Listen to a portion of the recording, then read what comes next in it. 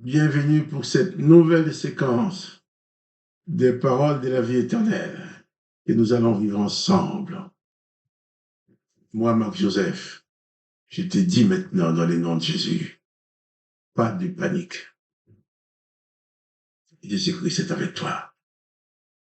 Et tous les jours de ma vie, autant que je vis encore dans ce corps, je souhaite pouvoir toujours venir te dire chaque jour, Jésus-Christ est avec toi, n'oublie pas cela. Même s'il y a des épreuves, même s'il y a des difficultés, même si les choses sont difficiles, n'oublie jamais que Jésus-Christ est constamment présent dans ta vie. Et s'il est dans ta vie, il est là en tant que sauveur. Jésus-Christ n'est pas un condamnateur, ce n'est pas un juge, ce n'est pas un accusateur. C'est tout simplement le sauveur que Dieu le Père a envoyé sur la terre pour toi. Oui, pour toi. J'ai même envie de te dire, même si tu étais le seul homme ou la seule femme à vivre sur cette terre, Jésus-Christ serait quand même venu vers toi. C'est pas parce que tu fais partie de la foule, mais Jésus-Christ te connaît particulièrement. Donc n'oublie pas sa promesse d'être avec toi tous les jours, jusqu'à la fin du monde. Hier, nous avons parlé de ce passage où Jésus, avec ses disciples, sur la montagne des Oliviers, les a dit plusieurs fois, levez-vous, priez, afin que vous ne tombiez pas en tentation. Nous avons parlé de l'importance de la prière. Et c'est ce que je vais faire avec toi. Je vais prier avec toi pour que tu ne tombes pas en tentation, pour que tu ne sois pas abattu par les épreuves, pour que tu ne sois pas écrasé par les événements. Priez, dit Jésus, afin que vous ne tombiez pas en tentation. Prions donc maintenant ensemble. Père, nous nous tenons devant toi dans le nom de Jésus-Christ, qui nous a donné l'autorisation de t'adresser nos prières en son nom. Nous venons te demander de remplir chacune de nos vies, de ta présence, de ta puissance, de ton amour. Je te prie particulièrement pour ma soeur, pour mon frère, pour cet homme, cette femme qui écoute et qui regarde cette vidéo et qui prie avec moi. Mais dans le nom de Jésus, j'appelle la plénitude de ta bénédiction sur sa vie. Je proclame ta bénédiction sur sa vie. Je te demande dans le nom de Jésus d'intervenir pour que sa vie soit une réussite, parce qu'elle est conduite par ta main. Que toutes les dimensions de la vie de mon frère et de la vie de ma sœur soient dominées par ta bienfaisante présence. Et aide-la à prendre conscience de ta présence dans sa vie. S'il y a des maladies dans son corps, dans le nom de Jésus, Père, je te demande la guérison pour elle, pour lui. S'il y a d'autres problèmes, d'autres difficultés qui veulent l'écraser, dans le nom de Jésus, je te demande de lui donner la solution. Merci. Parce que tu es notre bon papa, notre bon berger. Tu n'es pas un berger, mais tu es le bon berger. Celui qui veille sur tes brebis, sur tes enfants. Alors merci encore pour la grâce que tu nous as faite de te connaître et de pouvoir t'appeler papa en t'adressant nos prières. Merci papa. Dis que vouloir exaucer cette prière dans le nom du Seigneur Jésus-Christ. Amen. Jésus-Christ dit, prie, afin que tu ne tombes pas en tentation. Moi, je te dis aussi en cet instant, prie. Quand je prie avec toi, prie. Quand je ne suis pas là pour prier avec toi, prie. Quand tu es tout seul dans ton lit, prie. Quand tu es tout seul dans ta chambre, prie. Tout seul dans ton salon, prie. Dans ta voiture, où que tu es, prie. La prière, c'est la respiration de ton âme. La prière, c'est l'oxygène de ton âme. La prière, c'est l'oxygène de ton esprit. Si tu ne pries pas, tu vas trouver en situation de faiblesse, situation de défaillance. C'est pourquoi Jésus dit, prie, afin que tu ne tombes pas en tentation. Ne néglige jamais de prier. Tu peux prier à tout moment, n'importe quand, n'importe où. Il n'y a pas d'heure, ni d'endroit pour prier. On peut prier partout. C'est ce qui est formidable. Je veux dire, n'importe où tu es, dans ta chambre, dans ta cuisine, dans les toilettes, dans n'importe où tu es. Jésus-Christ est présent avec toi. Tu peux adresser ta prière au Père dans le nom de Jésus-Christ. C'est lui qui t'a dit prie, afin que tu ne tombes pas en tentation. Et je vais continuer la lecture. Nous sommes dans cette semaine qui précède le dimanche de Pâques, qui précède la mort et la résurrection de Jésus-Christ. Nous allons continuer la lecture maintenant dans Luc, chapitre 22, verset 47. Il est écrit, comme il parlait encore, Jésus parlait encore, et voici une foule arriva. Et celui qui s'appelait Judas, l'un des 12, marchait devant elle. Il s'approcha de Jésus et le baisait. Et Jésus lui dit, Judas, c'est par un baiser que tu livres le Fils de l'homme. Ceux qui étaient avec Jésus, voyant ce qui allait arriver, dirent, Seigneur, quoi purons-nous de l'épée? Et l'un d'eux frappa le serviteur du souverain sacrificateur et lui emporta l'oreille droite. Mais Jésus prenant la parole et dit, laissez arrêter.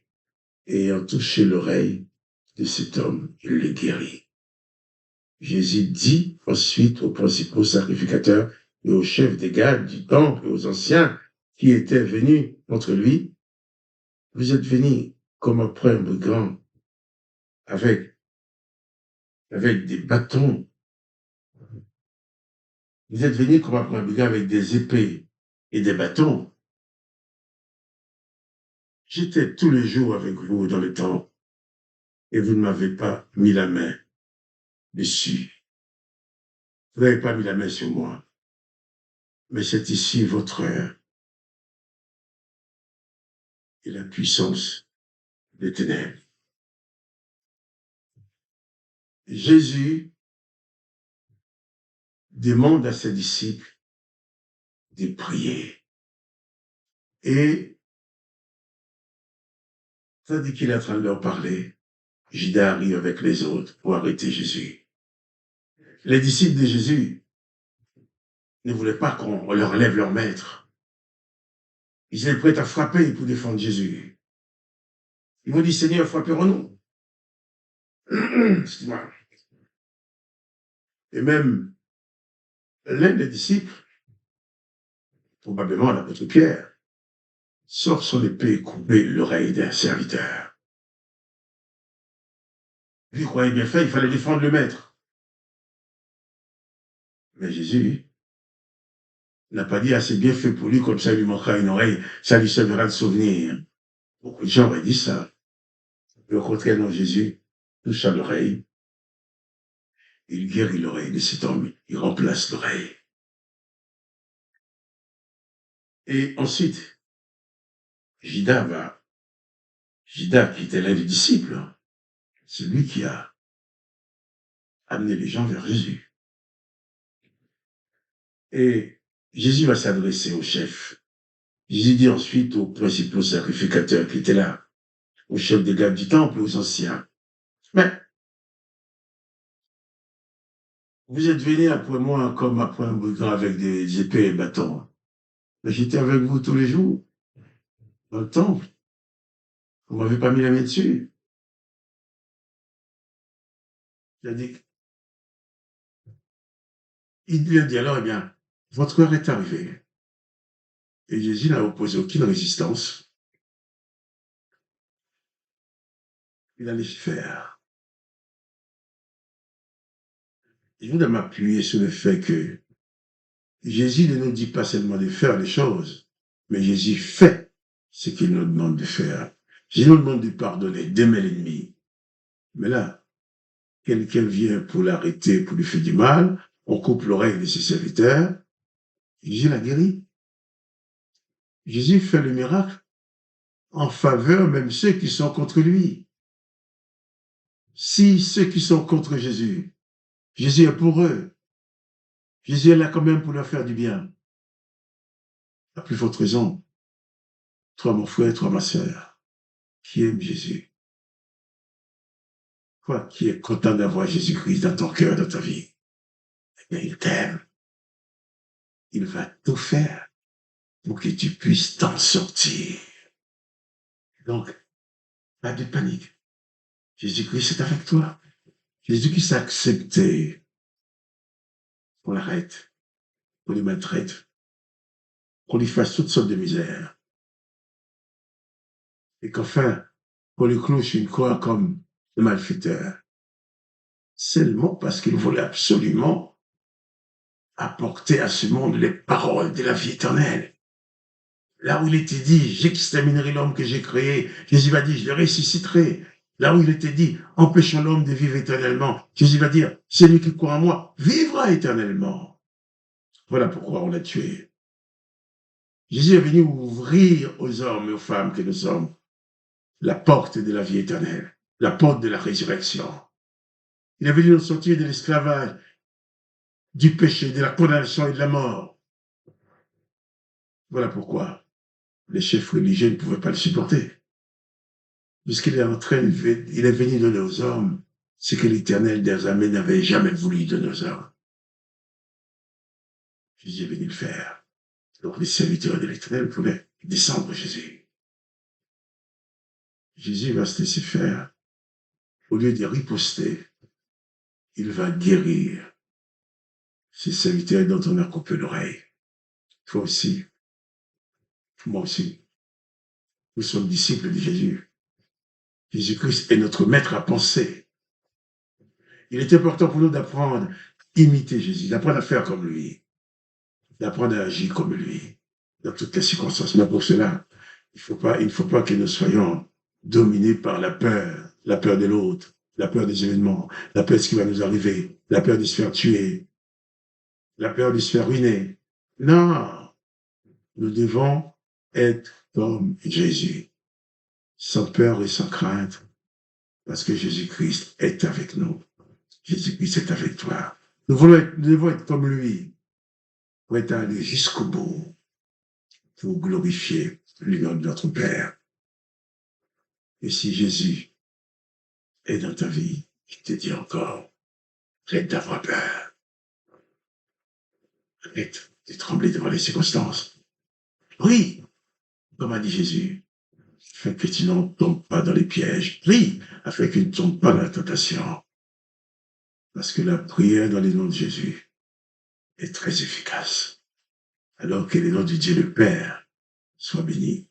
Que le nom de Jésus-Christ soit glorifié. Et toi aussi, mon frère, toi aussi, ma sœur, que tu sois richement béni. Et quant à moi, Marc Joseph, je te redis, pas de panique. Jésus-Christ est avec toi. Pas de déprime, pas de découragement, pas de terreur. Jésus-Christ est présent dans ta vie. Il est capable de tout faire pour toi. Alors, pas de panique. Et à demain pour notre séquence de paroles de la vie éternelle.